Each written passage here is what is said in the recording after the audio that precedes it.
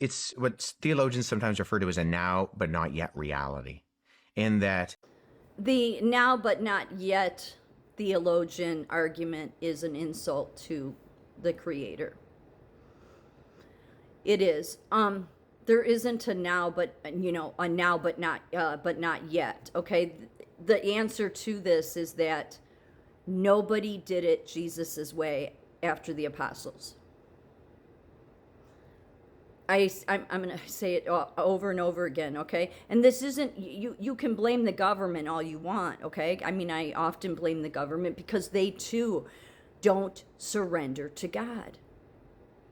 It's common sense here. What created the fall? What got you in the fallen world to begin with? The original sin, which was the exercising of free will. It was the free will of man thinking we know best. Jesus came and showed, I'm not taking part in any of it. I'm even outright telling you this is not my Father's kingdom. And why isn't it my Father's kingdom? Well, if it was my Father's kingdom, you'd have my Father's kingdom if the people wanted to surrender their free will and do it my Father's way. But instead, even after Jesus, every church, all of them, from the Catholic to Protestant, Presbyterian, I don't care which one, all of them chose to not do it put it this way, to do it part of the time Jesus's way and the rest of the time man's way.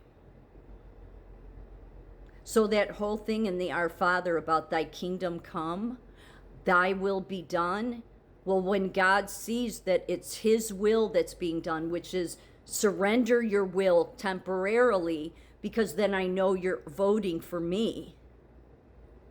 You're voting for me to bring my kingdom. Then you will have it. But he will not share the throne with any church. He will not share the throne with any government. He is the only way. That it was really an ultimatum, and most of the churches, because they chose to follow Paul instead of Jesus, have tripped everybody up on this, okay? Because even though Paul, and I don't discount Paul, I think God will use Paul as a stumbling block. Again, just like Jesus was a stumbling block for the Pharisees, because it says in the Old Testament, anybody nailed to a tree or hung on a tree is a curse. In order to understand what God's will is truly, you would have to know the Father. You have a bunch of churches that only know the text, and they've built their governments, they've built their systems all around Paul rather than Jesus. You remove Paul from the New Testament, you have a totally different, you see it with different eyes, and you can never place Paul above Jesus. Jesus took no part in it, neither did the 12 apostles, because Jesus told them not to. Why did Jesus tell them not to? For a reason. Because he was the way, and he was showing they're going to follow my way. After him, you got the institutionalized church that got in with the governments and has led everybody astray. I'm not trying to scare people and say that you're not saved. What I'm trying to say is that God respects what you want, and you have everybody has exercised their free will to want to be in man's kingdom instead of God's. It's the truth. This isn't a rebuke at any administration, as much as I don't like I support Trump, but I don't like a lot of the people that are in. But as much as I many times go after them, this isn't a rebuke at any of them. It's no rebuke. It's everybody. So do you think that God wants you to live under the surveillance you've lived under? Do you think that is God's way? No, that is man. And this surveillance stuff has been in place for a long time. And yet many of those people that are innovators would say, but God gave us this knowledge. No. God didn't want this for his people. He doesn't need a surveillance system. People that think that have a lack of faith in what God can do. But did God want man to stress and toil? No, prior to the original sin, there was no toiling. There was going to be none of that. But why did the earth become thorns and thistles that man went on to stick on Jesus's head, because God told Adam, you will curse the earth. God didn't tell Eve she would, though. Just wanted to throw that out there. Just for the Christian nationalists that love to say, well, women, you don't have good judgment. Well, God never told Eve she would curse the earth. But God did tell Adam, and he told Cain, you will curse the earth. It will be thorns and thistles. And then it was man that took those thorns and thistles and stuck it on Jesus' head. So this was never his kingdom.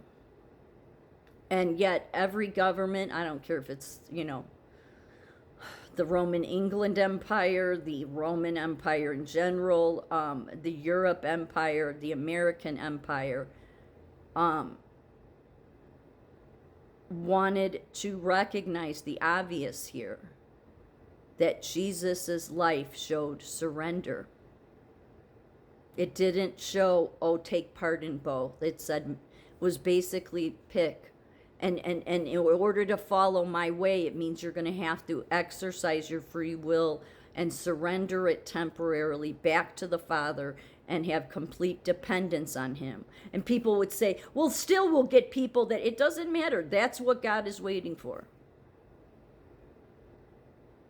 The churches don't surrender. They take part in the government system. This isn't, go to war with the government. That's not what God wants either. Because that's not what Jesus did. He didn't go to war with them. He just took no part in it. He didn't give it respect. Many people would say he surrendered when he was arrested. He surrendered to the Father. But he made it very clear during his arrest, this is not my Father's kingdom. And yet then all the churches said, well, after Jesus' sacrifice, he brought the kingdom. No, he didn't. That's why then you got your theologians that make this statement that the kingdom is now but not yet. That's just an insult to God, when really man is the reason you don't have God's kingdom yet. Everybody will say, no, God ultimately rules. He does. And he will respect your choice of what you want. And so when you exercise your free will thinking you know best, regardless of who you are, and you think it's your responsibility, no matter how good you think you can create the kingdom, it is still man exercising his free will rather than exercising his free will back to God and surrendering it so that God can bring his kingdom. Does it make sense? Because that's what it is. So the whole you will forever, and I believe that there is people in high places that know that. That's why they want you attached. But Jesus said, don't attach.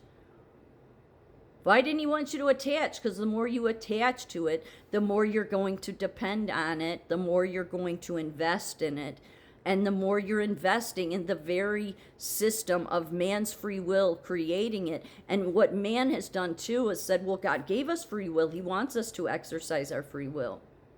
What did he want the Israelites to do in Exodus? They had to surrender their free will temporarily. They weren't going to get their promised land. Their promised land in the fallen world. See, that's how much God works patiently with the people. He's ultimately uses that as an example to show you that, then in the New Testament, no, thy kingdom can come at any time. But it meant man had to be brave enough to surrender their free will to me, and do it my Father's way. You had to do it God's way. Oh, you don't have to. Let me say it. You don't have to. It's just that's the requirement. So it's not a matter of now, but not yet. The not yet is because man refuses to do it Jesus's way. Man wants to tell themselves, I'm a Christian and I believe in Jesus, yet doesn't believe in that Jesus enough to surrender their free will so that we could all have God's kingdom.